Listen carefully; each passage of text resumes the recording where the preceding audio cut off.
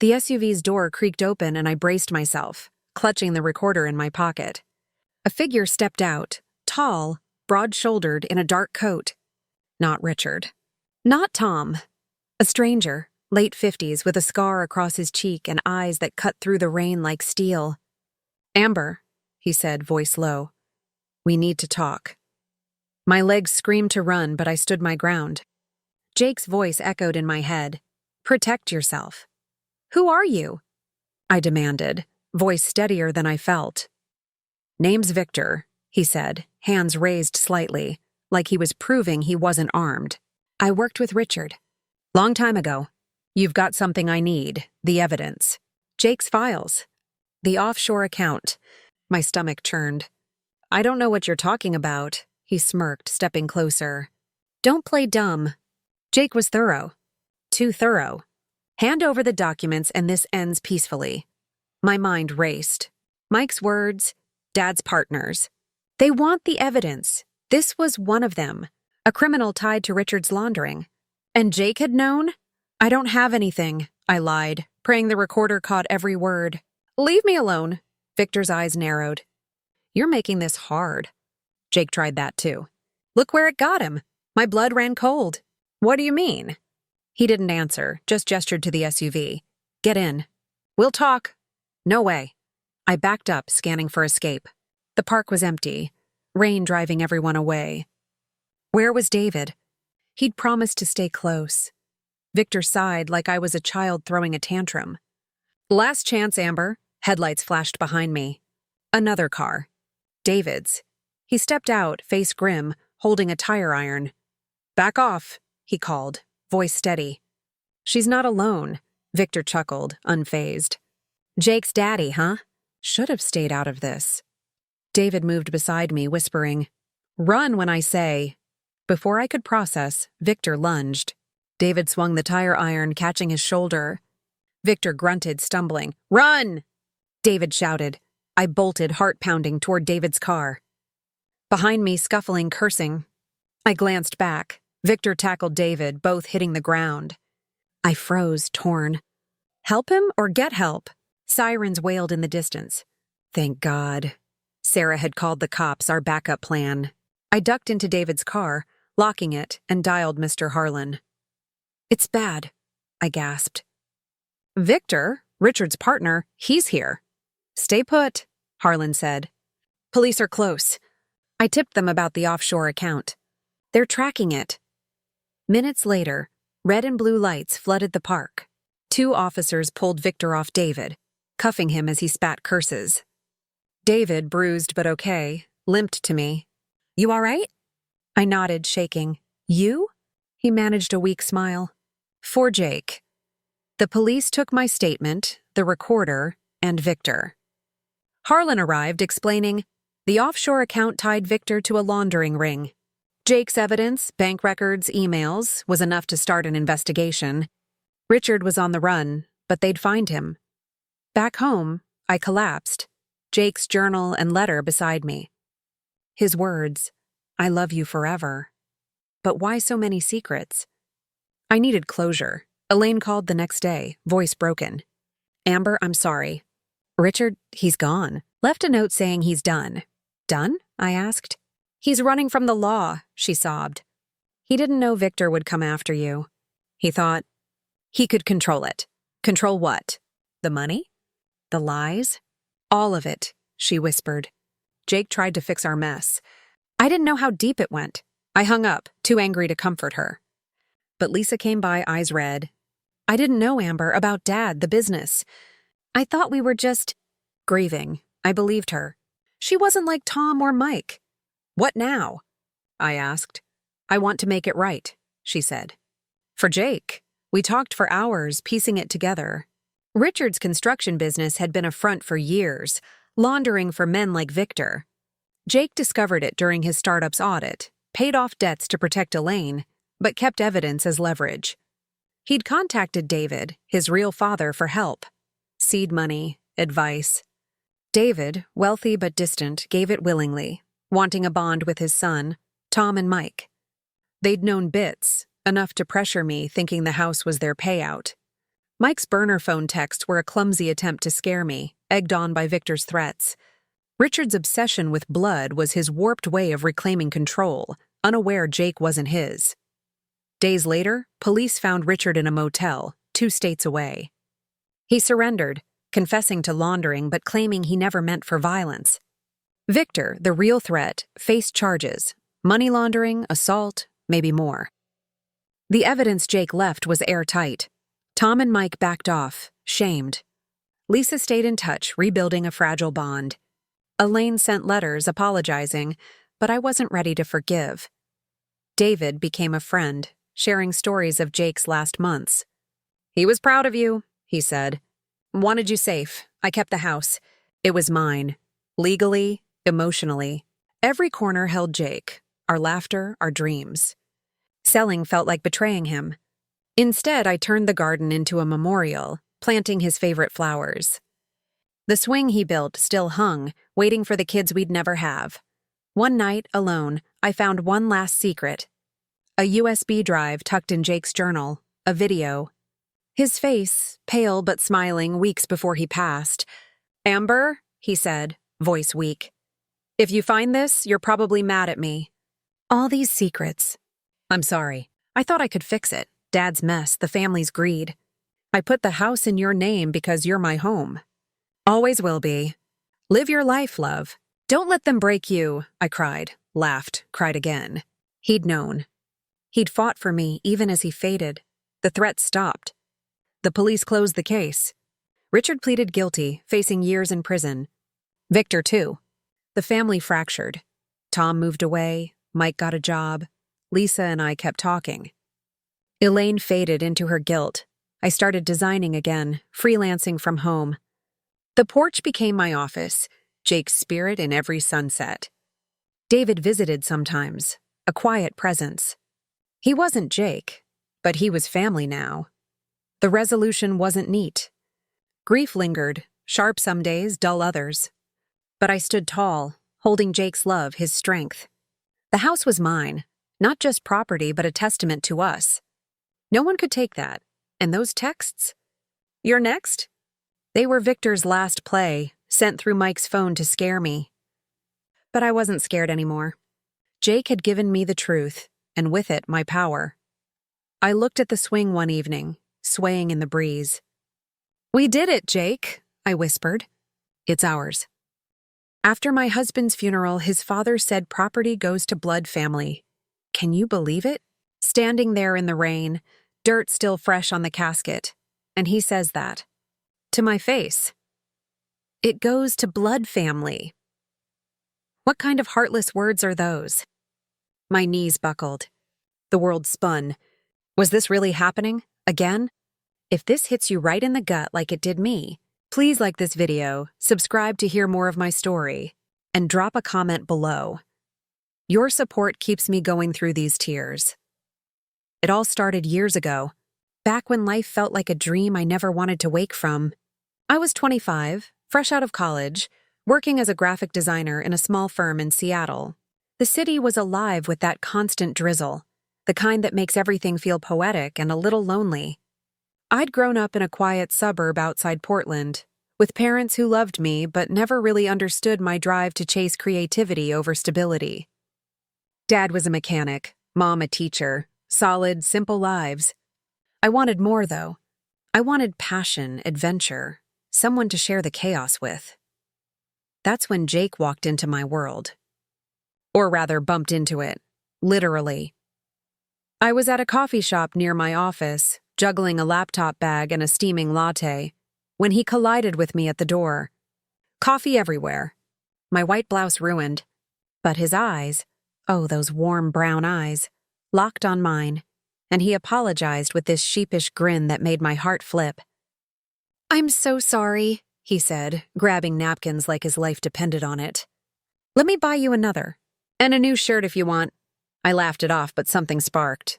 Jake was 28, a software engineer at a tech startup, the kind of guy who coded by day and hiked mountains on weekends. He had this easy confidence, not arrogant, just real. We talked for hours that first day, about everything from bad coffee to our dreams. He grew up in a big family, parents, 2 brothers, a sister, all crammed into a house in the suburbs. His dad, Richard, was a retired construction worker, tough as nails, always preaching about family first. His mom, Elaine, was the glue, baking pies and mediating fights. Jake was the middle child, the peacemaker, but he had this fire in him to build something of his own. We dated for 6 months before he proposed. It was on a hike up Rattlesnake Ridge, the sun breaking through the clouds just as he got down on one knee. "Amber, you're my adventure," he said. "Marry me?" I said yes without a second thought. Our wedding was small, intimate. My parents, his family, a few friends at a lakeside venue. Richard gave a toast about welcoming Amber into the bloodline, which felt a bit odd, but I brushed it off. Elaine hugged me tight, whispering, "You're perfect for him." Life after that was bliss at first. We rented a tiny apartment in the city, saved every penny. Jake got promoted, I started freelancing more. We dreamed big, a house of our own, maybe kids someday. But cracks showed early with his family. Richard was old school, always questioning my career. "Design? That's not real work," he'd grumble at dinners. His brothers, Tom and Mike, were jealous types. Tom, the eldest, always competing with Jake. Mike, the youngest, spoiled and entitled. Sister Lisa was sweet but distant, married with her own kids. I tried to fit in. Baked for holidays, listened to Richard's stories. But there was this undercurrent, like I was an outsider. "Blood is thicker than water," Richard would say, clinking glasses with his sons. Jake defended me always. "Amber's family now, Dad." But it stung. Then came the property. It was our big break. Jake's startup hit it big. They got acquired, and he walked away with a nice payout. Not millionaire status, but enough for a down payment on a dream home. We found it in the hills outside Seattle. A 3-bedroom craftsman with a view of the Sound, wraparound porch, acreage for a garden. It was perfect. But here's where things got complicated. My grandparents had left me an inheritance when they passed. Not huge, but substantial. I'd kept it quiet, using it for my education mostly. When we bought the house, Jake insisted we put it in my name only. "For tax reasons," he said. "And protection." "You never know," I hesitated. "But it's ours, Jake." He kissed my forehead. "It is, but trust me on this. My family's intense about money. This way it's secure," I agreed. The deed was in my name. Amber Thompson. I kept my maiden name for work. We moved in, renovated, made it ours. Weekends planting flowers, nights on the porch watching sunsets. Jake built a swing for the future kids. Life was good, but jealousy simmered. At family gatherings, Tom would eye our photos. "Nice place you got there. Must be raking it in." Mike joked about crashing with us. Richard grumbled about wasting money on views when family could use help. Elaine shushed them, but I saw the looks. Then, the unthinkable. Jake started feeling off. Headaches, fatigue. We thought stress, but tests showed a tumor, aggressive, brain cancer. The world stopped. He fought, chemo, radiation, surgeries. I was there every step, holding his hand, whispering promises. His family rallied at first. Elaine brought meals, Richard drove to appointments, but as Jake weakened, tensions rose. Tom accused me of hogging time with him. Mike whined about costs. Lisa called sporadically. Jake passed on a rainy Tuesday. I was by his bed singing our song. He squeezed my hand one last time. Gone. At 32, I shattered. The funeral was a blur. Gray skies, black dresses. I stood graveside numb as they lowered him. Friends hugged me. His family clustered together. After, at the reception in our home, no, my home, Richard pulled me aside. His face hard, eyes cold. "Amber, we need to talk about the property." My heart raced. "What?" "It's Jake's. Goes to blood family. Us." I froze. The room spun. How dare he? Now here, but that was just the beginning. Little did I know, the secrets Jake buried were about to unearth everything. The days after the funeral blurred into a haze of grief and anger. I couldn't eat, couldn't sleep. The house felt empty without Jake's laugh echoing in the halls. I'd wander the rooms, touching his things, His favorite mug, the hoodie that still smelled like him. Every corner held a memory. The kitchen where we'd dance while cooking, the living room where we'd binge shows, curled up under blankets. His family didn't waste time. Calls started coming. Tom first. "Hey, Amber, about the house. Dad says we should sell it, split the proceeds. Fair, right?" I hung up, shaking. Mike texted, "Need a place to stay?" "Temporarily, of course." Lisa was kinder. "I'm so sorry, sis. But Dad's right. It's family property." Family property? It was mine. Legally. But I hadn't told them yet. Jake's words echoed, "Protection. You never know." Had he seen this coming? I dug out the deed, stared at my name in black ink. Why had he insisted? There must be more. I started going through his things. Drawers, files, his office. That's when I found the first clue. A locked box in his desk. Inside letters, old ones. From his mom, Elaine, to him. "Jake, your father doesn't know, but I have to tell you." My hands trembled as I read. Secrets from the past. Richard wasn't Jake's biological father. Elaine had an affair years ago. Jake knew since college. He'd kept it hidden to protect the family. What? My mind reeled. Did this explain Richard's hardness? The overemphasis on blood? I confronted Elaine alone days later. She came over with a casserole, eyes red from crying. "Amber, honey." "Tell me about the letters," I said, voice steady despite the storm inside. She paled, sank into a chair. "How did you—" "Jake kept them," tears flowed. "It was a mistake, long ago. Richard raised Jake as his own. But Jake found out, confronted me. He forgave, but it changed things. Does Richard know?" She shook her head. "No, and please don't tell. It would destroy him, but it explained so much. Jake's distance sometimes, his protectiveness over me. Had he feared Richard's reaction if the truth came out?" The calls escalated. Richard showed up unannounced, pounding on the door. "Open up, Amber. We need to settle this." I let him in, heart pounding. He paced the living room, eyes scanning like he owned it. "This place, Jake worked for it. His blood, sweat. It belongs to us. His brother's sister—" "Not you." "Richard," I said, voice breaking. "Jake's gone. Can't we grieve together?" He snorted. "Grieve? You're young. You'll remarry. We lost a son. Blood." That word again. Blood. I didn't reveal the deed. Not yet. I wanted to understand why Jake hid it. More digging his laptop.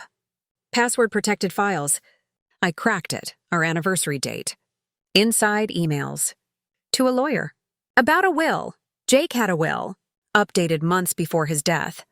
Leaving everything to me, but with a clause. In event of family dispute, reveal at discretion. Why? What was he hiding? Then a knock. Tom and Mike together. "We brought papers," Tom said, smug. "For you to sign over the deed," I stared. "You forged this?" Mike laughed. "No, just a template. Dad's idea. Make it easy. Betrayal burned. These were Jake's brothers. How could they?" I slammed the door, locked it. Called my best friend, Sarah. "They're trying to take everything." She came over, hugged me. "Fight back, Amber, it's yours." But the tension built. Nights alone, I heard noises. Was someone outside? Paranoia or real? One evening, going through Jake's phone, I'd kept it charged, sentimental, a text popped up. From an unknown number, "We know the truth. Give up the house or else." My blood ran cold. Who? What truth? I didn't sleep that night. The next day, I met with the lawyer Jake emailed. Mr. Harlan, gray-haired, kind eyes. Jake was worried, he said. About his family. The blood obsession. Why the secrecy? He sighed. Jake discovered something. About the family business. Richard's construction company. Retired, but embezzlement, Mr. Harlan whispered. Richard skimmed funds. Jake found out during the startup sale. Tax audits. He covered it, paid back quietly, but feared retaliation if exposed. My world tilted. Jake protected them. Even in death. But the house, I said. Why in my name? To shield it. From claims. If they sued, it was yours pre-marriage. Your inheritance. Smart. But now threats. Be careful, Mr. Harlan warned. They're desperate. Desperate why? I dug deeper. Family finances.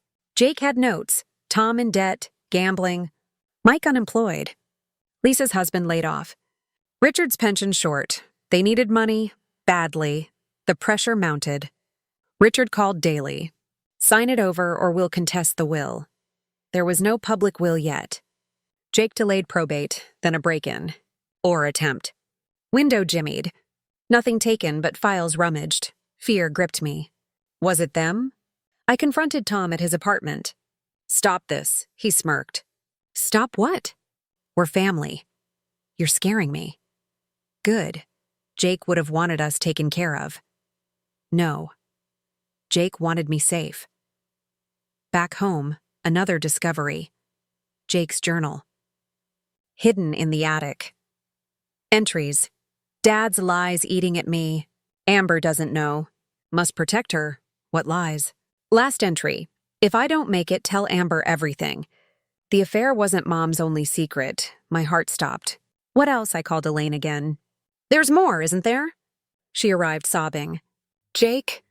He wasn't Richard's, but the biological father? He's alive. Wealthy. Jake contacted him. Shock. Who? A businessman. Gave Jake seed money for the startup, anonymously. The payout? Part from that. Richard suspects, Elaine whispered. Thinks the money's his by right.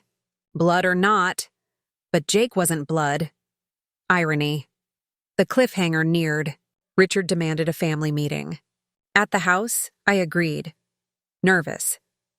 They arrived. Richard, Elaine, Tom, Mike, Lisa. Richard slammed papers down. Sign or we sue. I stood tall. No. Why? He barked. Because. But then the door knocked. Mr. Harlan. With documents. And a stranger. Tall, silver-haired. Who's this? Richard growled. The man stepped forward. I'm Jake's real father. Chaos erupted. The room was a battlefield. Richard lunged toward the stranger, fists clenched, but Tom grabbed his arm. Dad, wait! Elaine was sobbing, her hands covering her face. Mike and Lisa stood frozen, eyes darting between the man and me. Mr. Harlan, the lawyer, stepped forward, holding up a folder like a shield. Everyone sit down. This is important. I clutched Jake's journal, still reeling from its final words. The affair wasn't Mom's only secret. What else had he known? My legs trembled, but I stood firm, my voice cutting through the chaos. Explain, now. The stranger, tall, silver-haired, with eyes so like Jake's it hurt, spoke first. My name is David Keller. I'm Jake's biological father. His voice was steady, but there was a tremor beneath it, like he'd waited years for this moment. Richard laughed, a bitter, jagged sound. Lies. You're after the money, aren't you? The house! He turned to me, pointing. She put you up to this, didn't she? No, I snapped. I didn't know about him until now. Elaine's sobs grew louder. It's true, Richard. I never told you. The room fell silent, save for her crying. Richard's face crumpled, not in anger now, but betrayal. Elaine? She looked at him, broken. It was before we married. A mistake.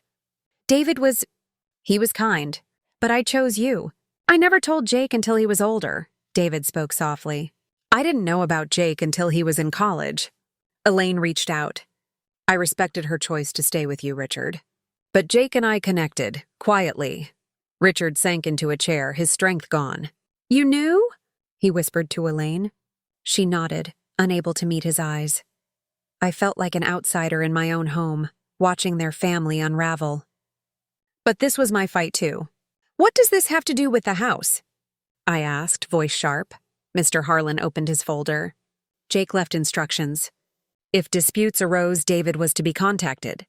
Amber, the property is yours, legally airtight. Jake used your inheritance for the down payment, and the deed's in your name. But there's more. More? My stomach twisted. Jake's secrets kept piling up. David stepped closer, his expression heavy. Jake wanted you protected, Amber, from them. He glanced at Richard, Tom, Mike. He knew their financial troubles. Knew they'd come for the house, Tom scoffed. Financial troubles? We're fine. Are you? David's voice was calm but cutting. Tom, your gambling debts are public record. Mike, you haven't held a job in a year. And Richard? He paused, glancing at Elaine. The construction business left debts Jake quietly paid off. Richard's head snapped up. What? Jake found the embezzlement, I said, my voice shaking with anger. He covered for you. Paid it back. And you're here demanding my home? Mike laughed nervously. This is crazy. We just want what's fair. Fair? I stepped forward, clutching the journal like a lifeline. Jake's gone. I buried him. And you're fighting over his legacy like vultures. Lisa, quiet until now, spoke up. Amber, we didn't know about the debts. Or Dad's business. We just thought... She trailed off, glancing at Richard. You thought you could bully me out, I finished. Because I'm not blood? No one answered. The silence was deafening. David broke it. Jake gave me something before he passed. A letter. For you, Amber. He handed me an envelope. My name in Jake's handwriting. My throat tightened. I couldn't open it here. Not with their eyes on me. Mr. Harlan cleared his throat.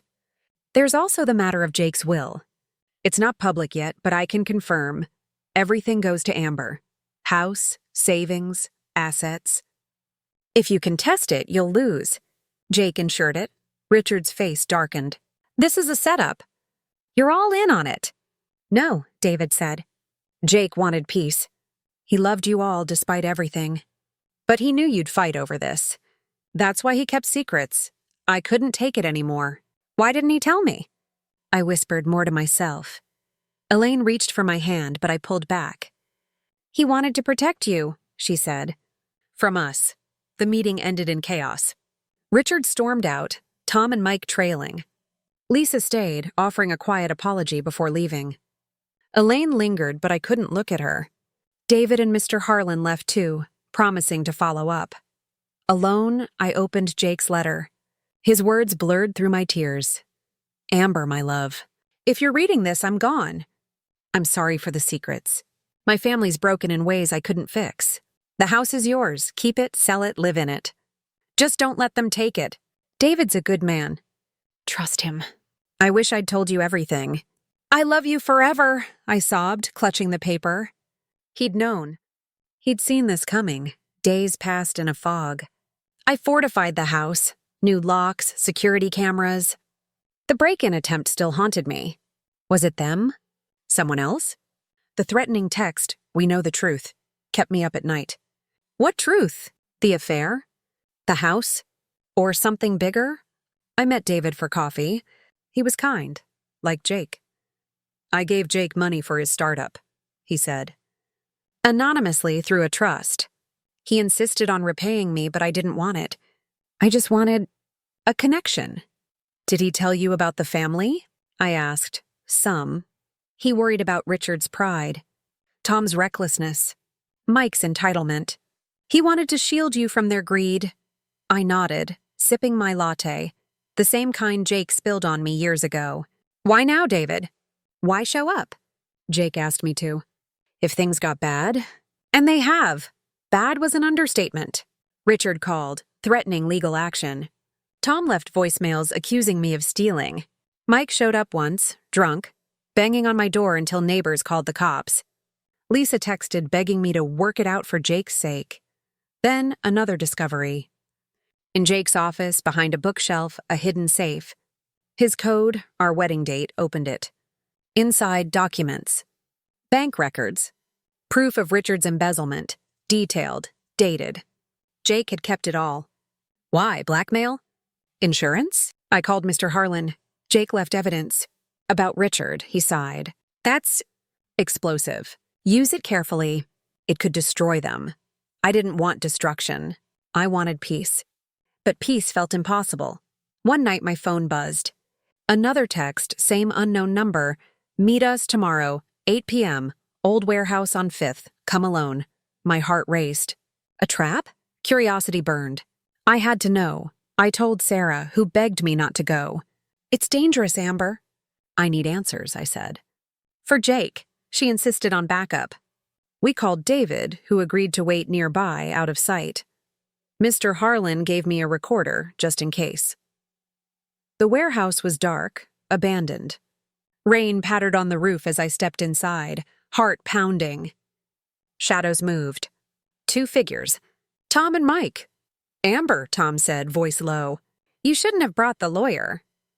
I didn't, I lied. What do you want? Mike stepped closer, eyes wild. The truth. About Dad's business. You know, don't you? My blood ran cold. They knew about the embezzlement. How? What are you talking about? I stalled, recorder running. Tom smirked. Jake told us. Before he died. Said he had proof. Where is it? Jake told them. Impossible, or was it? Why do you care? I asked. Mike laughed. Because it's leverage. Dad's hiding more than you think. My mind raced. More secrets? What hadn't Jake told me? Before I could answer, headlights flashed outside. A car door slammed. Tom cursed. You set us up. I didn't, I shouted, but they bolted, disappearing into the dark. I ran outside, rain soaking me. David was there, worried. You okay? I nodded, shaking. They know something. About Richard. Back home, I pored over the safe's contents again. A note tucked in the back. If they push, check the offshore account. Ours name. Offshore account? Richard? I called Mr. Harlan, sent him scans. He called back, voice grim. Amber, this is big. Richard's tied to money laundering. Jake was building a case. A case? Jake, my sweet, hiking, coding husband, was playing detective. Why didn't he tell me? I whispered. To keep you safe, Mr. Harlan said. But now, you're in deep. The next day, Elaine showed up, frantic. Amber, Richard's gone. Left a note, he's running? Running? From what? I showed her the note about the offshore account. Her face paled. He swore he'd stopped. Years ago? Stopped what? I pressed. She broke down. He worked with bad people. Construction was a front sometimes. Jake found out. Tried to fix it. Fix it how? By dying, my phone buzzed again. Another text. You're next. Fear gripped me. Who was this, Richard? Someone else? I called David. I need your help, now. He arrived, determined. We end this. For Jake. We planned. Mr. Harlan contacted authorities, anonymously tipping them about the account. I installed more cameras, stayed with Sarah for safety, but the texts kept coming, each more threatening. Then, a breakthrough. The number traced to a burner phone. Bought in Mike's name, Mike? The spoiled baby brother? I confronted him, meeting at a public park. He looked nervous, twitchy. Why, Mike? The threats? He laughed, but it was hollow. You don't get it. It's not just the house. It's everything. Everything what? He leaned in, whispering. Dad's partners. They want the evidence Jake had. They think you have it. Partners? Criminals? Before I could ask more, he froze, eyes wide. They're here, I turned. A black SUV idled nearby. Tinted windows, Mike ran. I froze, heart pounding. The SUV's door opened.